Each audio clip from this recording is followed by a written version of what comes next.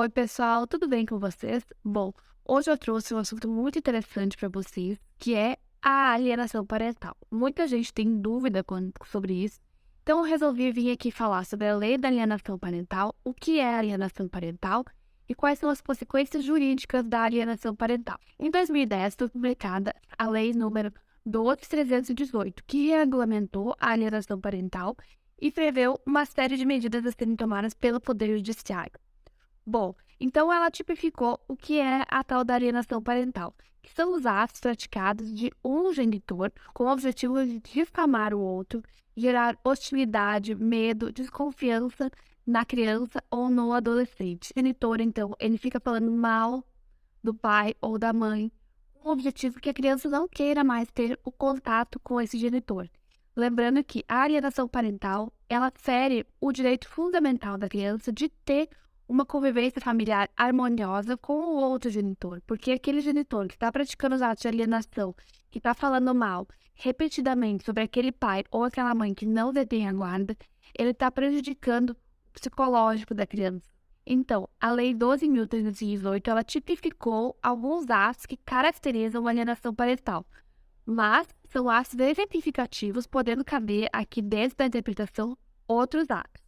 A realização de campanha contra o outro genitor, dificultar o exercício da autoridade parental, dificultar o contato da criança com o outro genitor. Por exemplo, eu vejo muitos casos no meu escritório de mães que falam que estão viajando quando o pai quer pegar a criança, quando a criança liga, não deixam a criança ligar para o pai, quando a criança liga, diz que a criança não está. Isso acaba gerando no psicológico da criança. Às vezes a mãe mente, diz que o pai vai vir e não vem. Tudo para gerar uma desconfiança por parte da criança. Também, entre os atos previstos pela lei, a gente tem a omissão de dados referente à escola, a médicos, qualquer dados referente à criança do outro pai.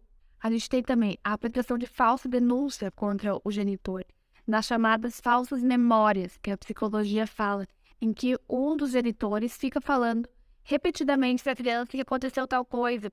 Por exemplo, olha, o teu pai te bateu quando tu foi lá na casa dele. Fica falando aquilo repetidamente, sendo que uma hora a criança acaba incutindo nela mesma que aquilo aconteceu e ela começa a repetir, olha, meu pai me bateu.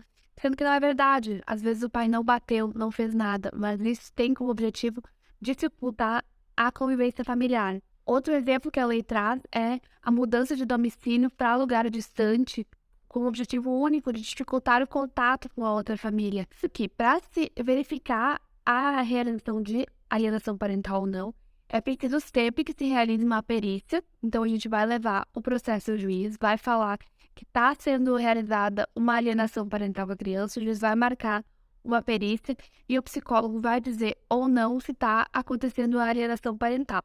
Diante disso, verificada a existência de alienação parental, o juiz, então, ele vai aplicar uma das penas previstas na lei, podendo ser cumulativamente ou não. Então, são as penas previstas na lei as seguintes. A primeira, que é a mais branda, é a declaração da ocorrência da alienação parental com a advertência ao genitor alienador, para que ele não repita mais esse tipo de caso. Também a gente tem, muito comum, é a ampliação da convivência com o genitor alienado, tá bom? Então, a gente amplia a convivência com aquele genitor que havia sido alienado com o objetivo de que a criança volte a ter uma convivência familiar. O juiz também ele pode fixar multa para aquele que aliena. Ele pode determinar, então, que a família faça o acompanhamento psicológico, que eu vejo muito acontecendo, porque, na verdade, o psicólogo vai ajudar nessa caminhada. O juiz também pode determinar a reversão para a guarda compartilhada ou a inversão da guarda, tá bom? Assim como ele vai poder determinar uma cautelar para fixar o domicílio da criança e do adolescente, ou, em casos mais graves, poderá ser suspensa a autoridade parental daquele que praticou a alienação, tá bom?